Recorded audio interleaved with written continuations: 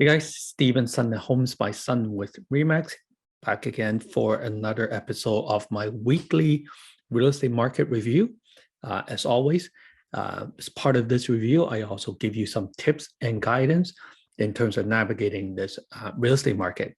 But before we begin, let me just share my screen.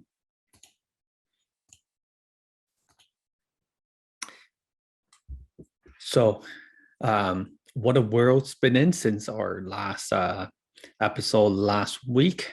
As you all know, Russia has invaded Ukraine, and I just wanted to share my support for the Ukrainian people. I think it's a terrible thing that Russia is doing, putting a lot of life at stake, and just for their own selfish gain. I hope they fail. I hope they will stop the war very soon. But for the people who are in Ukraine right now, who are fleeing to other countries, I hope they will find a better life somewhere else. And so I wanted to talk a little bit about this war, what it's going to do to the real estate market. First of all, it is already affecting the oil market. If we look at the oil future for the past 5 days, we see there's quite a bit of a jump in oil prices. Oil is essential for pretty much a lot of other industry. So with oil prices going up, other industry like automotive, other manufacturing, they are all going to be affected. So with prices keeps going up, it will also affect raw materials, which are essential for home buildings. So those are going to go up as well. And so it has a cascading effect on the real estate market, which is that the building cost is also going to rise because a lot of the materials are imported.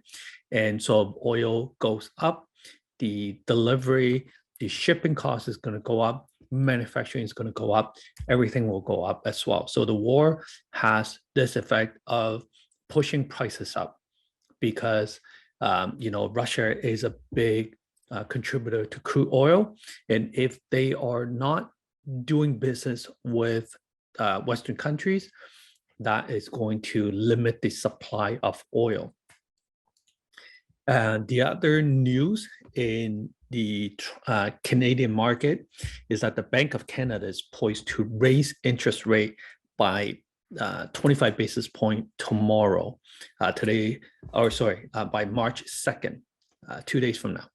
And so, but the effect of this interest rate hike is not going to be as big as before because we have what's called a stress test. So with the stress test, a lot of the current mortgages applications have already passed a much higher interest rate threshold to be approved. So this only affects the actual interest rate that the borrower is going to get. They may see a slight increase. For a $500,000 mortgage, the effect of 25 basis point will be something around $200 a month. That will be the effect of it, unless they have locked in. So what's been happening is a lot of buyers have moved up their purchasing plan and were buying in November, December, January, or even February in anticipation of this hike. So that's why we've had such a boom market in January. And so we look at the housing data. The prices. So let's now take a look at what's been happening last week in the real estate market in G.T.A. So we are still tracking the freehold around G.T.A in Durham, Halton, Peel, York, and Toronto. And as predicted, the number of new listing has continued to go up. And this is in line with historical data. I wanted to bring you back to this chart here, the housing chart. Here, new listings. So the gray one is 2019, the green is 2020, and then the blue is 2021, and then the orange is the current year. If we disregard 2020, we disregard the green one, we can see that every January, February, and March, we see an increase in the number of new listings that come on. Let me just grab my pointer. So this here, this here, this here, and then if you look at the blue bars, we see an increase in the number of listings leading up to March. Right now, if we look at the chart that we are charting,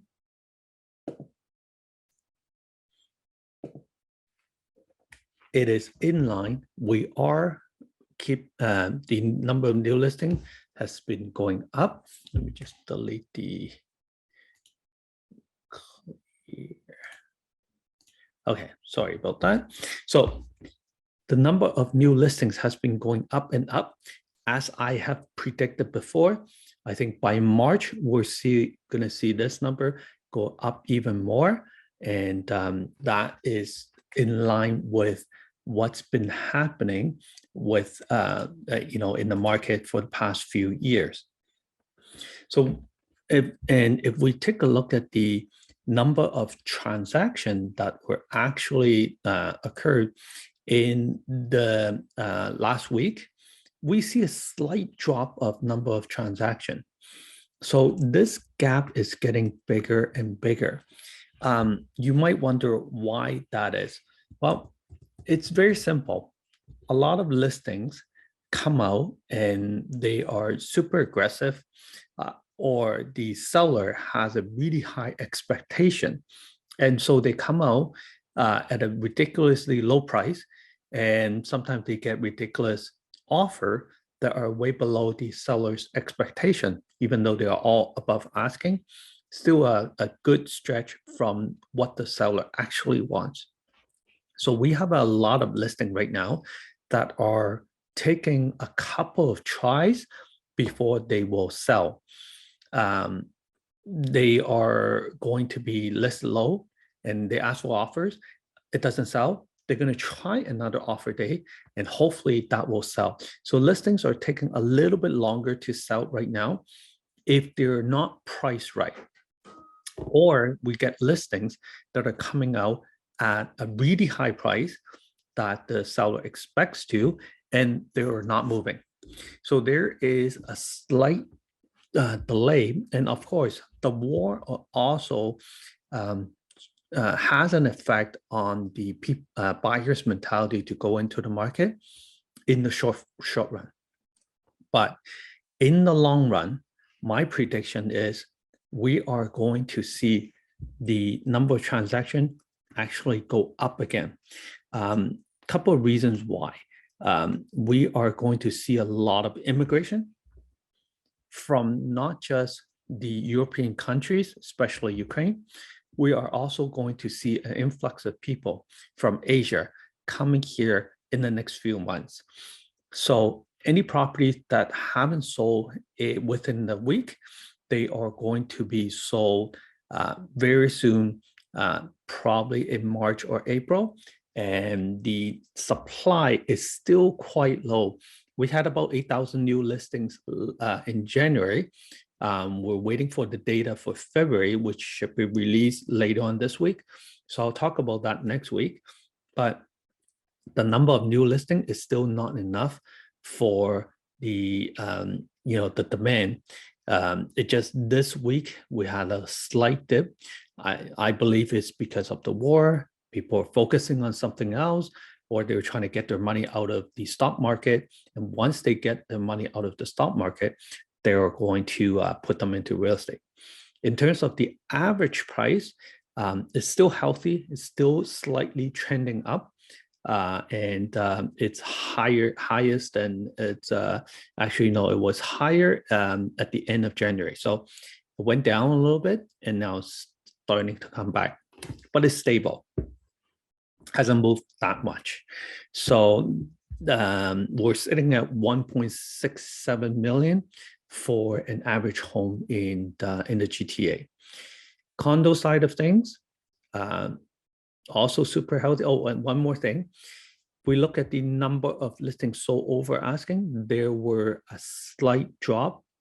I wouldn't call that any different than 87%, but it does represent a very, very slight drop in number of listings sold over asking. So the demand overall is there.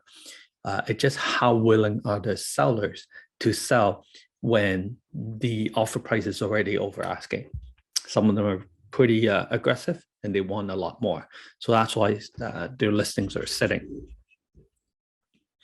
And so the condo side of things, we had a slight drop in number of new listing that came, only 787, pretty level with the week before. If we look at the percentage, so over asking, we're still at 80%. So 80% of the property are selling over asking. That is really, really strong market for condo still. And because of the price gap, a lot of people can only afford condo at this point, whether it's townhouse or an apartment.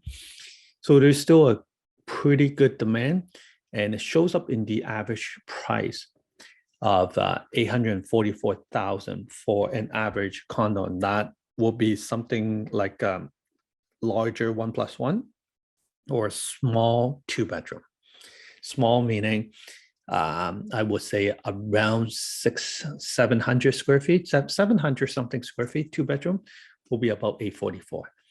And so that's the state of the condo market. Overall, the number of transactions also went down a little bit, number of sales, which is in line with the freehold market. I think overall, the buyer sentiment right now for the past week, we're more focused on what's going on around the world, and maybe they wanted to take a wait and see approach. So it's a great time right now to get into the market because there are a lot of listings. This gap and this gap, there's a lot of listings on the market than January that you can choose from, and you can probably find something that suits your needs. Okay, so the last thing I wanted to talk about is if you are going into an offer percentage or multiple offer situation, a lot of times you are faced with the dilemma whether you should waive the home inspection condition or not. In most cases, I would never recommend you waiving the home inspection condition. So it's a big no for me. However, it really depends how much you love the home and how much you are willing to risk. For example, if the home price is in a couple $1 million or $3 million, you're paying that much for a house.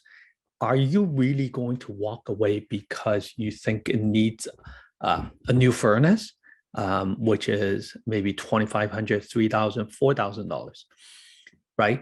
Are you going to walk away from the home because the roof is aging and it's just going to cost you like $10,000 to replace it? I think sometimes we get lost in the when we're talking about a deal, we get sidetracked and we focus on the little things. In the grand scheme of things, for a $2 million, $3 million house, $10,000 is really nothing. If you were to go to the negotiating table and the seller says to you, hey, pay me another $10,000 and the house is yours, I think 9 buyers out of 10 are going to say no problem. The house is already $2 million. What's another $10,000, right? So it really depends on what your risk tolerance is. Obviously, if there's major concern, if the basement's leaking and it's mold everywhere and you still want that kind of money, you got to ask yourself, okay, am I buying it to fix it up, or I'm spending my life saving in this property? I can't afford another $100K repair. Then you walk away. So it really depends on what the issue is. Now, because you're waiving home inspection, so what can you do to protect yourself? So I'll give you some suggestions, and so you can decide which ones, or if you can do all of them to protect yourself. So number one is, if you're working with an agent, ask for past listings. Ask them to send you listings in the past. Sometimes from those listings, especially from those photos, you can tell what the condition was before the current owner puts it up for sale. Maybe they patch up a wall, maybe they change a few things. Look at those photos, see if there are any red flags, anything that jumps out at you, anything that doesn't add up, and look at the description. Sometimes it will tell you that, maybe the property is selling as is, or has some issues. They disclosed it on the listings. So look for those information. That's the first step I would do if I was an agent. I'll look at the past listing of that property to see if I can see something that of concern. You can also ask for contract invoices for any claim repairs. So if they said, waterproofing done in the basement, ask for the invoice. Maybe there's warranty that can be transferred to you, or they say new roof, ask for the invoice. Hey, when did you do it? Which company did it? Things like that. And that way you can gauge how well you think the repair work done. If it's a reputable company, definitely you give them a little bit more, a little more points for the work that they did. But if it's a contractor that's independent, you have no way of verifying the work, then take that into consideration when you're putting an offer. You can also ask some home inspection company to come for a visual inspection. So this is a new thing that a lot of home inspection companies are offering right now, because there are about 80% of the transaction going through multiple offers. Very few properties are actually requesting a normal home inspection. They're either inspected before it's listed or no inspection at all. So what you can do is, I have a few companies that I work with, they all offer this. So you would go for your first showing. If you like the home, you book another showing, and during that showing, you would ask the home inspection company to send a home inspector for a non-intrusive visual inspection. So basically the home inspector will come with you as your friend or whatever, go into the house and just look around, see if there's any red flags that he can see visually.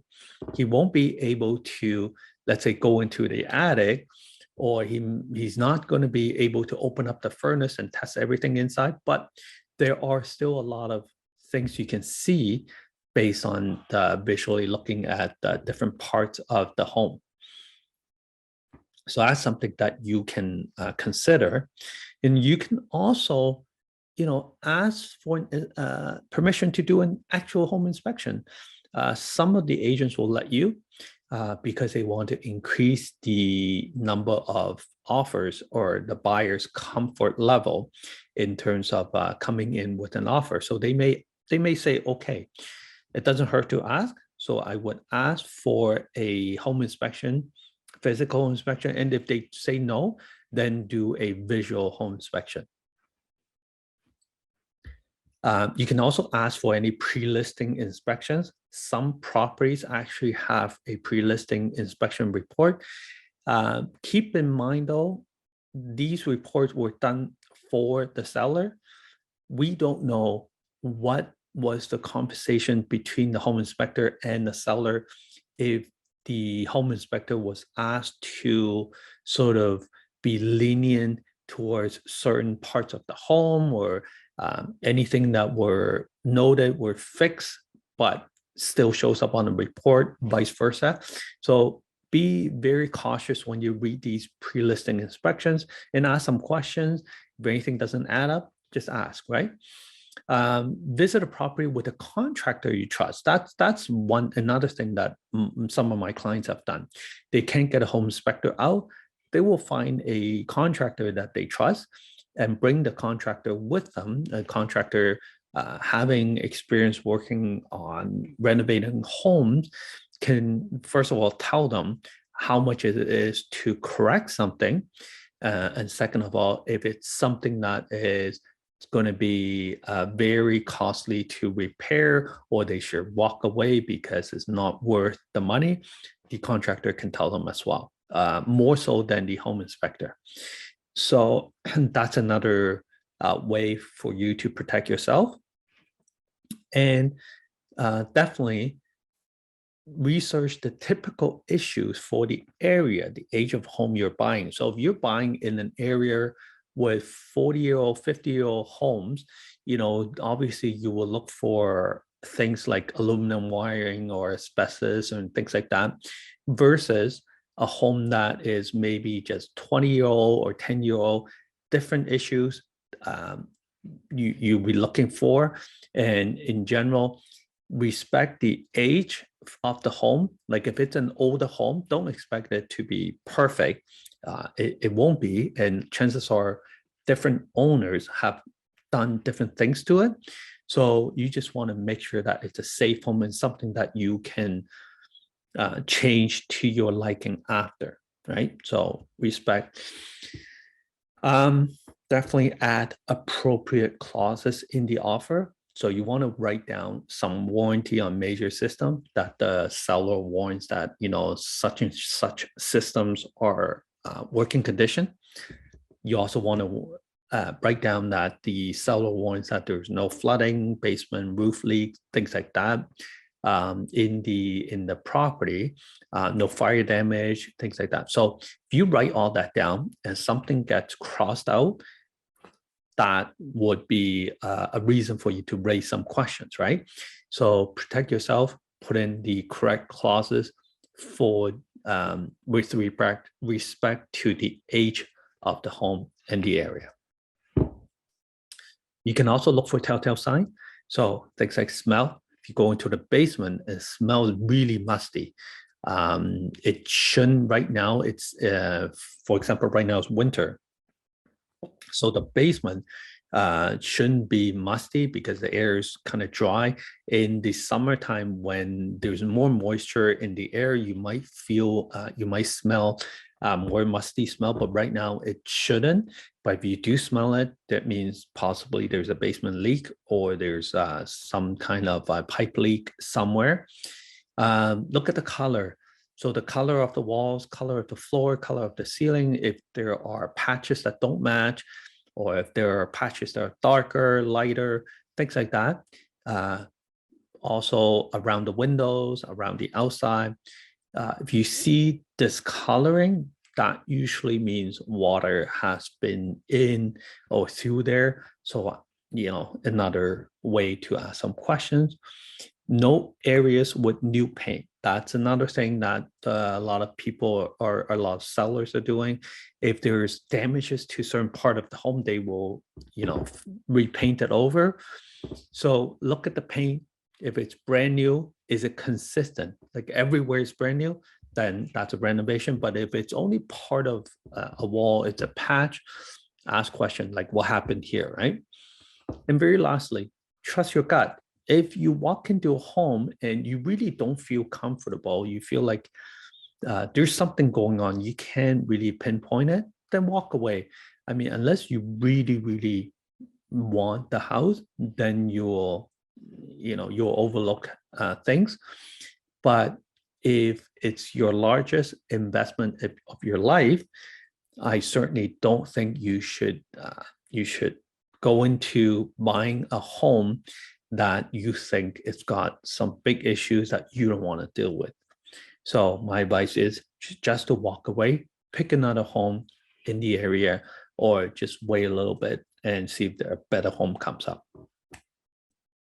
So that's that. And I hoped this was helpful.